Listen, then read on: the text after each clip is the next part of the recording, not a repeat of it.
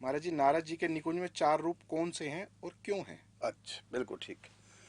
देखिए, चार रूप हैं देव ऋषि नारद जी के: मुग्धा, सनिग्धा, असंदिग्धा, विदग्धा। ये चार, दरअसल ये चार भाव हैं श्री जी के भीतर। ये चार प्रकार के भाव है। मुग्धा मतलब मुग्ध हो जाती है, प्रीतम श्याम सुंदर।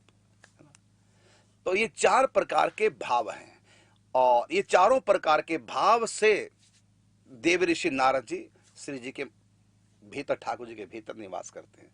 इसी प्रकार से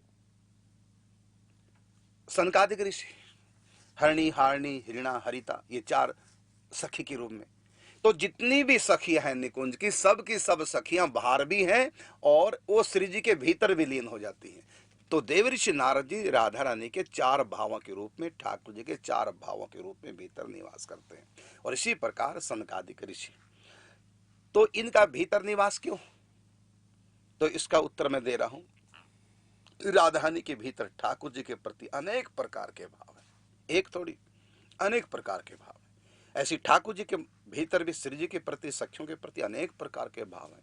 इन भावों के रूप में भी सखियां भीतर निवास करती हैं। यहां तक कि श्री जी प्रसन्न है तो प्रसन्नता भी सखी है, श्री जी मुस्कुरा रही है तो मुस्कुराना भी एक सखी है, श्री जी चल रही है तो चाल भी एक सखी है। श्री जी के रोम रोम में सखी हैं, ठाकुर जी के रोम रोम में सखी हैं। यहां तक कि उनके वस्त्र भी सखियां बने, उनके श्रृंगार भी सखियां बने। तो देव ऋषि नारद जी क्योंकि भगवान के अवतार हैं, तो इसलिए भगवान के भीतर निवास करते हैं राधा माधव के। मुग्धा का मतलब मुग्ध होना, विदग्धांचा। तो ये चार प्रकार के भाव